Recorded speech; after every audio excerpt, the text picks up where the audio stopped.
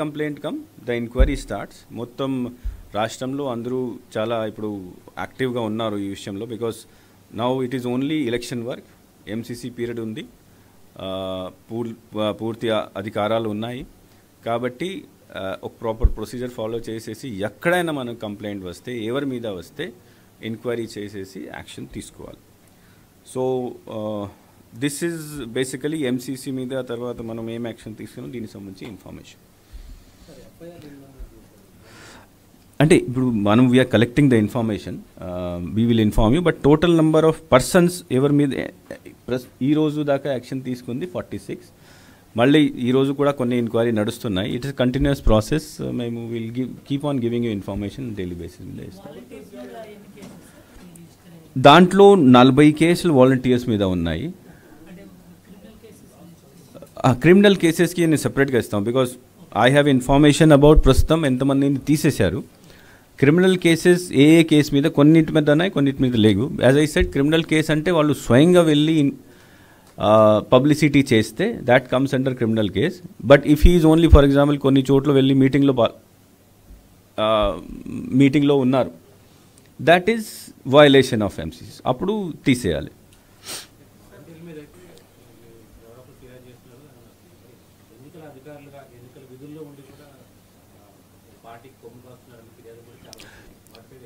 Yes, దాంట్లో కూడా కొన్ని ఫర్ ఎగ్జాంపుల్ 2 days బ్యాక్ ఒక విఆర్ఓ సంబంధించి కంప్లైంట్ శ్రీకాకుళంలో వచ్చింది. ఆయన వెంటనే సస్పెండ్ చేయడం జరిగింది. ఈరోజు నెల్లూరులో ఒకటి వచ్చింది, అక్కడ కూడా యాక్షన్ తీసుకుంటున్నారు. So where ever we get complaint, now what happens that now there is election work, ఇంకేం పని లేదు. ఎప్పుడైనా ఎక్కడైనా కంప్లైంట్ వస్తే ఎంక్వైరీ చేసేసి కలెక్టర్ లెవెల్లో ఉంటే కలెక్టర్, లేకపోతే నా లెవెల్కి పంపించాలంటే అదే ఈసీఐ లెవెల్ పంపించాలంటే నా ద్వారా పంపించాలి. సో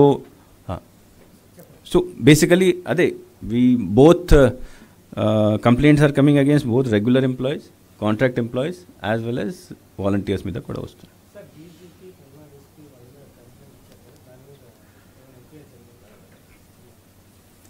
అంటే there is a complaint regarding PM's program on that day.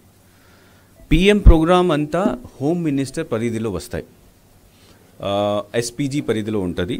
ఆ ఇష్యూ ఆల్రెడీ హోమ్ మినిస్ట్రీ తర్వాత ఎస్పీజీ పరిధిలో వెళ్ళిపోయింది. సో నేను దీనిపైన ఏం కమెంట్ చేయలేను. But that is already under the consideration of home ministry. No, I cannot tell all those things because నాకు ఇవన్నీ ఇన్ఫర్మేషన్ రావు. కానీ ఈ ఇష్యూ సీఈఓకి సంబంధం కాదు. ఈ issue basically it is a issue of security and other things కాబట్టి concern authority will take action. So నేను కూడా I'll send it to, because I have sent it to the government to take appropriate action in this.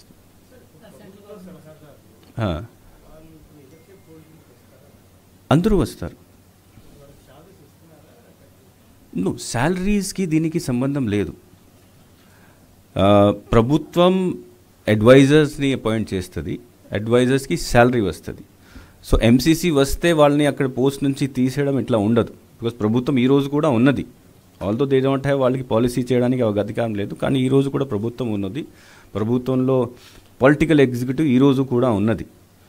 But వాళ్ళకి ప్రభుత్వం నుంచి ఇస్తున్న facilities like official vehicles ఇట్లాంటివి తీసేయడం జరుగుతుంది. శాలరీ అందరికీ వస్తుంది.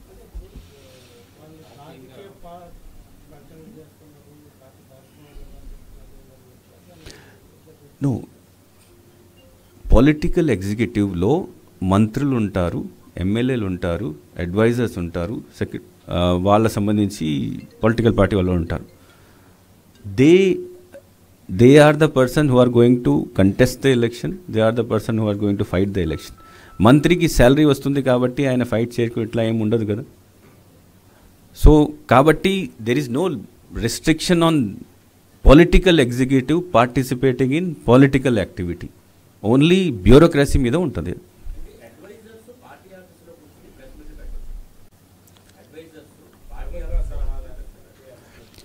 As I said, I am not going into the terminology advisor. I am say political executive.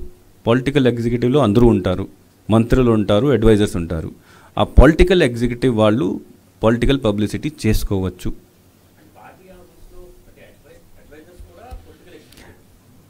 అంటే what do you want to say? Adviser is వాళ్ళకి అందరికీ మంత్రి సమానంగా అధికారాలు ఉంటాయి, మంత్రి పదవి కూడా ఉంటుంది. సో నేను జనరల్ టర్మ్ చెప్తున్నాను, political executive, they are part of political executive.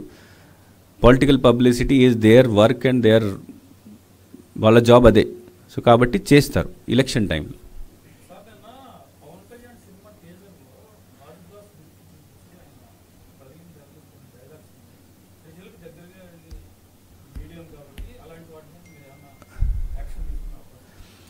అంటే if any, I have not seen it, కాబట్టి నేను దీనిపైన కమెంట్ చేయలేను. కానీ ఆ గ్లాస్ చూపించుకొని దీని ద్వారా పబ్లిసిటీ చేస్తే పొలిటికల్ అడ్వర్టైజ్మెంట్ కింద వస్తుంది. పొలిటికల్ అడ్వర్టైజ్మెంట్ చేసుకోవచ్చు, దర్ ఇస్ నో బ్యాన్ ఏం లేదు. కానీ పొలిటికల్ అడ్వర్టైజ్మెంట్ చేయాలంటే ముందు పర్మిషన్ తీసుకోవాలి. సో ఐఎమ్ నాట్ అవేర్, అది నేను చూడలేదు. చూసిన తర్వాత if it is a political advertisement, అప్పుడు we will issue them a notice to apply for pre certification of that. No, అది నేను because I'm not seen it, so నేను కమెంట్ చేయలేను దీని మీద. బట్ ఎనీథింగ్ విచ్ పొలిటికల్గా ఎక్కడైనా ఏమైనా అపీల్ ఉంటే that will be considered as political advertisement. In what form he has done it, ఇది చూసిన తర్వాతనే తెలుస్తుంది. అది సంబడి ఎవరైనా కంప్లైంట్ చేసి మాకు చూపించాలి, లేకపోతే మనము వెళ్ళి ఇప్పుడు మీరు చెప్పారు కాబట్టి మేము చూస్తాం అది. బట్ చూసిన తర్వాత అది ఏ రకాలు ఉంది, దాంట్లో ఏం అపీల్ చేశారు, ఏం చేస్తున్నారు. బికాజ్ వాట్ హ్యాపన్స్ దట్ ఇది ఉంది, this is also a political symbol. ఇది కూడా ఉండొచ్చు, ఫ్యాన్ కూడా ఉండొచ్చు, సైకిల్ కూడా అన్నీ ఉంటాయి, మనం వాడతాం, రోజు వాడతాం. But that does not mean publicity కదా. సో కేస్ టు కేస్ చూస్తాం.